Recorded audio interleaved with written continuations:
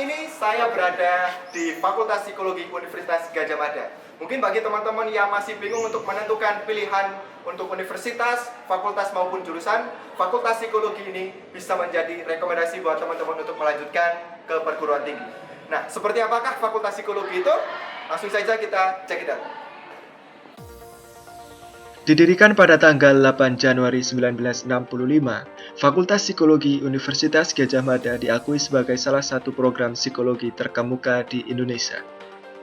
Sebagai lembaga pendidikan tinggi, Fakultas Psikologi telah responsif terhadap tuntutan untuk meningkatkan kualitasnya. Ketika dunia menjadi lebih global, Fakultas menyambut tantangan globalisasi dengan menyelaraskan visi, misi, dan strategi untuk tuntutan pasar global. Fakultas memposisikan diri sebagai pengambil tanggung jawab untuk menghasilkan profesional berkualitas tinggi dalam bidang psikologi. Fakultas ini menawarkan program studi psikologi yang bertujuan untuk menghasilkan para ilmuwan di bidang psikologi, serta praktisi profesional, pengambil keputusan, tokoh masyarakat, dan manajer di bidang psikologi yang berhubungan. Para lulusan dari Fakultas Psikologi juga diharapkan memiliki pandangan yang kuat dalam menggabungkan kearifan lokal dalam kehidupan profesional mereka. Fakultas saat ini dikenal sebagai salah satu pilihan utama bagi pendidikan tinggi di Indonesia. Visi dari Fakultas Psikologi adalah menjadikan Fakultas Psikologi berkelas dunia yang unggul dan inovatif, mengabdi kepada kepentingan bangsa berdasarkan nilai-nilai budaya bangsa dan Pancasila. Kemudian misi dari Fakultas Psikologi adalah melaksanakan pendidikan, penelitian, dan pengabdian kepada masyarakat berdasar ilmu psikologi serta pelestarian ilmu yang unggul dan bermanfaat bagi masyarakat. Tujuan dari Fakultas Psikologi Universitas Gadjah Mada adalah menghasilkan lulusan pendidikan tinggi psikologi yang bermoral, berjiwa pemimpin, dan berwirausaha yang mampu bersaing. Kemudian yang kedua, menyelenggarakan pendidikan tinggi psikologi yang berkualitas dunia dalam rangka mendukung pencerdasan dan pemberdayaan kehidupan bangsa serta memelihara integrasi nasional.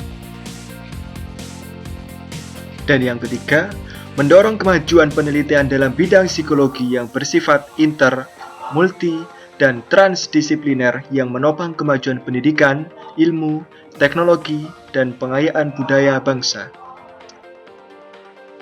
Yang keempat, meningkatkan pengabdian kepada masyarakat atas dasar tanggung jawab sosial. Yang kelima, menjalin kerjasama secara berkelanjutan dengan lembaga pendidikan, lembaga penelitian, pemerintah, dunia usaha, dan masyarakat, baik di dalam maupun luar negeri. Dan yang keenam, mengembangkan organisasi fakultas yang sesuai dengan tuntutan zaman, serta meningkatkan manajemen yang transparan, akuntabel, dan berkualitas secara berkelanjutan.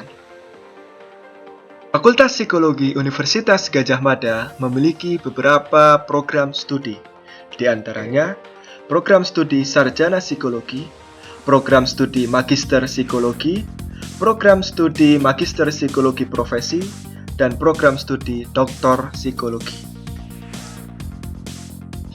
Untuk meningkatkan kemampuan mahasiswa di bidang non-akademik, Fakultas Psikologi juga memfasilitasi kegiatan mahasiswa dengan adanya organisasi kemahasiswaan. Ada 8 organisasi kemahasiswaan di Fakultas Psikologi Universitas Gadjah Mada. Di antaranya, Psikomedia, Keluarga Rapat Sebuah Teater atau KRST,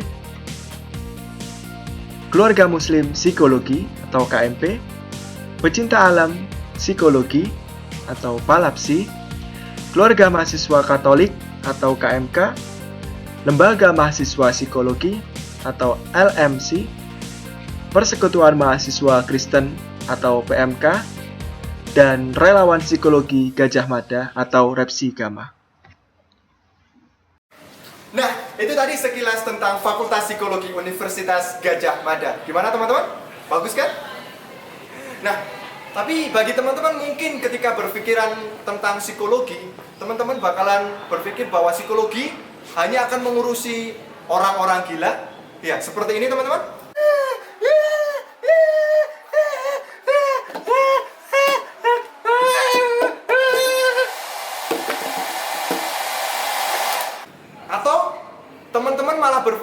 ketika kita masuk psikologi, kita bisa meramal seseorang. Seperti ini. Shalom. Bapak psikolog, sampean lah bisa ngeramal loh Pak. Nah saya tuh mau kaya sama kalau bisa istrinya 8. Saya cocok kerja di air gak Pak? Di udara. Di sini bisa nggak? Atau teman-teman memilih fakultas psikologi sebagai pelarian dari matematika. Ya, contohnya seperti ini. Jadi ini dalam rumusnya, tolong nanti dicari K² dari data berikut ini. Ayo Raka, jelaskan jawabanmu. Nah, untuk menjawab semua pikiran-pikiran tentang psikologi dari teman-teman, langsung saja kita cek testimoni dari teman-teman yang sudah lama berada di psikologi. Apakah psikologi memang hanya mempelajari tentang orang-orang gila? Atau hanya mempelajari tentang meramal seseorang? Atau memang tidak ada matematika di dalam psikologi? Langsung saja kita cek testimoni dari teman-teman. Cek itu. Jadi pertama kali waktu kita masuk psikologi itu yang ada di pikiran aku adalah psikologi gitu bisa ngeramal orang, bisa kayaknya kayak keren aja gitu, terus kayak pikiran tuh kayak gampang gitu, nggak sesulit yang lain gitu, terus ya kesannya gitu kayak kalau masuk psikologi itu dulu pengen tahu diri sendiri, pengen pasti kayak berobat jalan kayak gitu. Tapi ketika aku gitu udah sekarang udah ngerasain di psikologi itu kayak gimana, ya itu tuh benar-benar beda jauh sama pandangan aku di awal gitu. Ya pada awalnya misalnya ketika kamu masuk psikologi kesannya itu enggak seberat jurusan yang lain, ya itu enggak gitu, ya tetap aja gitu ada kerja kelompok kayak banyak banget, terus ternyata gitu ada statistiknya gitu yang mungkin kayak kebanyakan orang tuh nggak suka gitu. Terus waktu di sini kayak mungkin orang waktu awalnya tuh waktu masuk psikologi kesannya tuh kayak kayak psikologi gitu itu jurusan yang cewek doang gitu, terus kayak ya nggak nyangka aja gitu, ternyata ada juga cowok-cowok, ada juga cowok-cowoknya dan cukup banyak juga gitu. Oke, bicara psikologi ya, psikologi itu kebanyakan orang mikirnya ilmu dukun, ilmu ramalan, terus kebanyakan orang nganggap kalau ketemu orang-orang yang psikologi sedikit-sedikit mereka minta bacain kira-kira jodoh aku gimana ya cocoknya, cocoknya kerja di tanah, di air, atau di gunung seperti itu. Jadi kalau bicara psikologi, kebanyakan perspektif orang tentang psikologi itu banyak mengarah ke hal-hal yang bersifat dukun bisa dikatakan gitu. Nah, tapi sebenarnya psikologi itu titik beratnya kepada penilaian perilaku yang akan diketahui dari proses mentalnya seperti itu. Nah, jadi kalau psikologi sendiri buat teman-teman asik benar kita belajar di psikologi itu, kita banyak mempelajari tentang kepribadian, mempelajari tentang mental. Kebanyakan anak muda sekarang banyak yang ingin dimengerti, tapi mereka susah untuk memulainya. Jadi sebaik-baiknya manusia itu orang-orang yang dia memengertikan seseorang dulu baru dia minta untuk dimengerti. Seperti itu sebaiknya. Ketika kita lulus SMA, kita akan dihadapkan dalam berbagai pilihan. Kuliah, pilihannya tentu akan lebih banyak.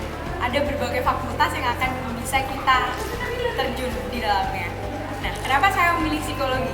Awalnya bahkan saya tidak tahu psikologi itu apa. Yang saya tahu, psikologi adalah ilmu yang mempelajari tentang keadaan jiwa seseorang. Tapi saya benar-benar nggak tahu psikologi itu apa sih sebenarnya. Dan akhirnya saya memutuskan untuk kuliah di Fakultas Psikologi Universitas Gadjah Mada.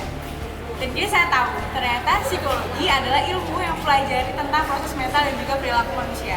Terdengar rumit, tapi sebenarnya sederhana. Bagi saya, kuliah di Fakultas Psikologi adalah kuliah tentang kehidupan. Kenapa? Karena segala hal yang saya pelajari dapat saya implementasikan dalam kehidupan saya sehari-hari. Dan saya tidak pernah menyesal dalam memilih jurusan di Fakultas Psikologi Universitas Gadjah Mada. Terima kasih. Apa yang bakal kalian dapat kalau kalian masuk di fakultas psikologi? Sama kayak di univ lainnya atau fakultas lainnya, kalian bakal dapat teman yang banyak, menambah pergaulan, terus habis itu relasi yang jelas. Tapi itu apa yang membedakan fakultas psikologi dengan yang lain? Fakultas psikologi itu teman-temannya pada afeksinya tinggi. Terus kalau yang cowok-cowok tuh bisa paham kalau umpamanya waktu ada perempuan yang gampang marah, sensitif karena PMS, itu tuh mereka kayak pada mengerti, tidak nyalain, tidak ngeledekin kayak gitu.